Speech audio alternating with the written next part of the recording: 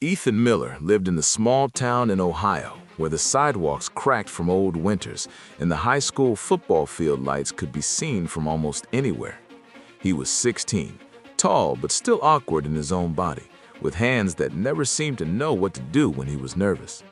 Most days, Ethan felt invisible, not in a dramatic way. No one bullied him or pushed him around, but in the quiet way that made him feel like life was happening somewhere else.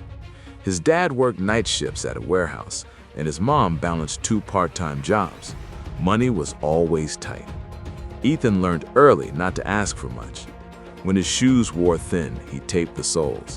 When his phone screen cracked, he turned it face down and kept using it.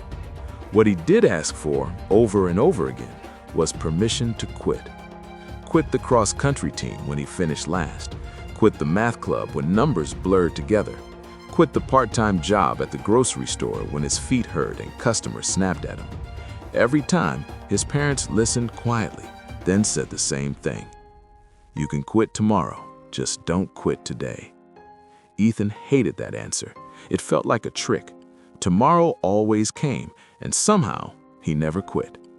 One October afternoon, after a long day of school and a longer shift bagging groceries, Ethan walked home under a gray sky. His backpack felt heavier than usual.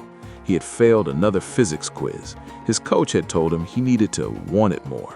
A customer complained because he packed bread under canned soup. It all piled up until he stopped on the sidewalk, staring at his reflection in a store window. "What's the point?" he muttered. That night, instead of doing homework, Ethan dug through the garage. He wasn't sure why. Maybe he just needed space. Under a stack of dusty boxes, he found his grandfather's old running shoes. His grandpa had passed away when Ethan was 10, but the stories about him never faded. He had grown up poor, worked his way through community college, and eventually started a small business that helped support the family. Ethan picked up the shoes. They were worn down, the laces frayed, the soles uneven. "They look like mine," Ethan said with a small smile. Inside one shoe, he found a folded piece of paper. The handwriting was shaky but clear.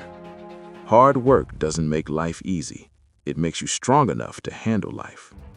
Ethan sat on the cold concrete floor for a long time, reading that line over and over. The next morning, he woke up before his alarm. The sky was still dark as he laced up his shoes and stepped outside. His breath fogged in the air as he started to jog. His legs hurt almost immediately. His lungs burned. After a block, he wanted to turn back. "Just don't quit today," he whispered. He ran slowly, then slower, then walked. When he finally made it back home, he had gone less than a mile, but he had gone further than the day before. Ethan began waking up early every day.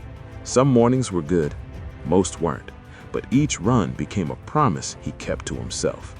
At school, he raised his hand in physics even when he wasn't sure. At work, he learned customers' names and how they liked their groceries packed. He stopped waiting to feel confident before trying. He tried first and let confidence catch up later. Weeks passed, then months. One afternoon, Ethan's coach pulled him aside after practice. "You're still not the fastest, but you're the most consistent. That matters." Those words stayed with Ethan. In the spring, the school announced a scholarship for seniors who showed perseverance and community involvement. Ethan almost didn't apply. He didn't think he was impressive enough. He hadn't won any trophies or led any clubs. His mom found the application on the kitchen table. "Why didn't you finish this?" she asked. "I don't think I'll get it." She looked at him for a long moment. "That's never stopped you from trying before." So he wrote. He wrote about early mornings and tired feet, about helping his dad fix the car instead of hanging out with friends, about learning that showing up mattered more than being perfect. When he turned it in, his hands shook. Graduation day arrived with bright sunshine and folding chairs on the football field. Ethan sat between his parents, listening as names were called. He clapped for friends who had awards and scholarships, proud and a little jealous. Then the principal cleared her throat. "This year's Perseverance Scholarship goes to a student who reminds us that success isn't always loud. Sometimes it's quiet, steady, and earned one day at a time. Ethan Miller."